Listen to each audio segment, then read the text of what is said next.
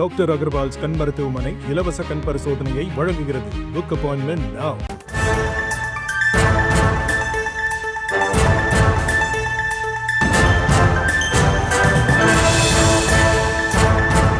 பாமக நிறுவனர் ராமதாஸை சமாதானப்படுத்த அன்புமணி முயற்சித்து வருவதாக தகவல் கிடைக்கப்பெற்றிருக்கிறது. தைலாபுரம் இல்லத்தில் பாமக நிறுவனர் ராமதாஸை மனைவியுடன் சென்று அன்புமணி சந்தித்ததாகவும் தகவல் கிடைக்கப்பெற்றிருக்கிறது.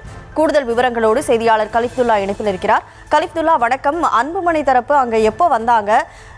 கூடுதல் விவரங்களை நீங்க பதிவு செய்யலாம். வணக்கம்.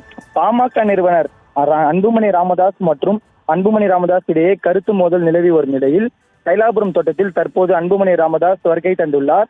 மேலும் இந்த நிலையில் இன்று தாய் சரஸ்வதியின் பிறந்த நாளை முன்னிட்டு வாழ்த்து பெறுவதற்காக தற்போது அன்புமணி ராமதாஸ் குடும்பத்துடன் தைலாபுரம் தோட்டத்திற்கு வருகை தந்துள்ளார். மேலும் மருத்துவர் ராமதாஸ் அன்புமணி தலைவரை பதவியிலிருந்து நீக்கியதாக அறிவித்த நிலையில் அன்புமணி தொடர்ந்து தலைவர் பதவியில் நீடிப்பதாக கூறி பொதுக்குழுவை நடத்தியுள்ளார்.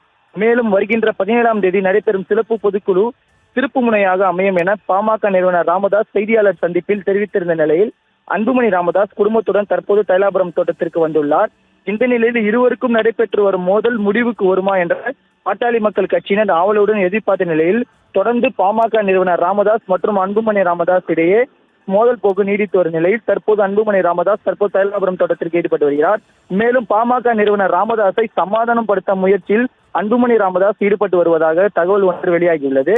மேலும் தைலாபுரம் இல்லத்தில் பாமக நிறுவனர் ராமதாஸை சந்தித்து பாமக தலைவர் அன்புமணி மற்றும் அவரது மனைவி சௌமியா குடும்பத்துடன் ராமதாஸை சமாதானப்படுத்த முயற்சியில் ஈடுபட்டு வருவதாக தகவல் வெளியாகியுள்ளது. மேலும் குடும்பத்துடன் ராமதாஸை சந்தித்து சிறிது நேரம் உரையாடியுள்ளதாக தகவல் ஒன்று வெளியாகியுள்ளது.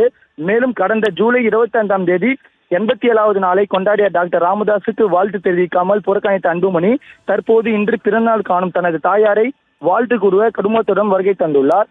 மேலும் தற்போது வரை கிட்டத்தட்ட ஒரு அரை மணி நேரத்துக்கு மேலாக அன்புமணி ராமதாஸை சந்தித்து சமாதான முயற்சியில் ஈடுபட்டு வருவதாக தகவல் ஒன்று வெளியாகியுள்ளது.